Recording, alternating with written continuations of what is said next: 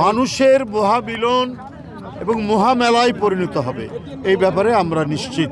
বেগম খালেদা জিয়া যিনি দীর্ঘদিন নিপীড়ন নির্যাতন সহ্য করেছেন, আজকে চিকিৎসাধীন অবস্থায় তাকে দেখে তারপরে তিনি বাসায় যাবেন। বিএনপির ভারপ্রাপ্ত চেয়ারম্যান জনাব তারেক রহমানের স্বদেশ প্রত্যাবর্তন শান্তিপূর্ণ এবং জনতার অসংখ্য জনতার শুভেচ্ছায় সিক্ত হবেন। বিপুল সংখ্যক মানুষের সমাগম হবে, এটা আমরা যেমন প্রত্যাশা করছি, আমরা তার কিছু আভাস পাচ্ছি। কারণ সারা বাংলাদেশ থেকে আজকে একদিন আগে মানে আর মাত্র 2 দিন আছে, আগামী পরশুদিন উনি আসবেন।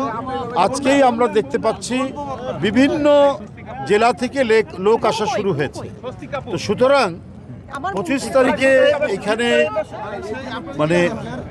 মানুষের মহামিলন এবং মহামেলায় পরিণত হবে এই ব্যাপারে আমরা নিশ্চিত। আমরা এখন শুধুমাত্র উনি নেমে একেবারে এই মঞ্চে এসে এখানে এই জনসমাগম, এটা কিন্তু সমাবেশ না, এই যে জনসমাগম হবে তাদের সামনে শুভেচ্ছা দিয়ে উনি তার মা দেশনেত্রী বেগম খালেদা জিয়া যিনি দীর্ঘদিন নিপীড়ন নির্যাতন সহ্য করেছেন, আজকে চিকিৎসাধীন অবস্থায় তাকে দেখে তারপরে তিনি বাসায় যাবেন। তো সেই পর্যন্ত আমি মনে করি বাসায় যাওয়া পর্যন্ত রাস্তার 2 ধারে অসংখ্য মানুষ, লক্ষ লক্ষ মানুষ, আমি তো মনে করি যে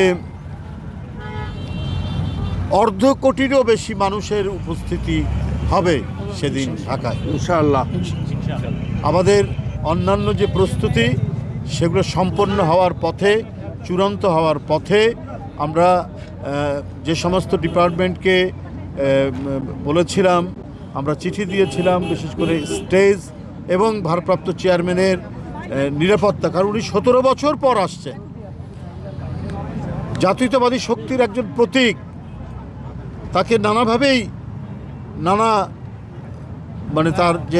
তাকে যে সতর্কতা এবং তার যে নিরাপত্তা সেটা বিধান করার দায়িত্ব প্রথমত সরকারের, তারপর দল সে বিষয়ে পদক্ষেপ গ্রহণ করছেন, একটার পর একটা তারা সেই প্রস্তুতি নিচ্ছেন। আমি আশা করি সরকারও সেটা নিচ্ছেন, যেটা আমরা এখানে তার কিছু উদাহরণ আমরা এখানে পাচ্ছি, দৃষ্টান্ত আমরা পাচ্ছি।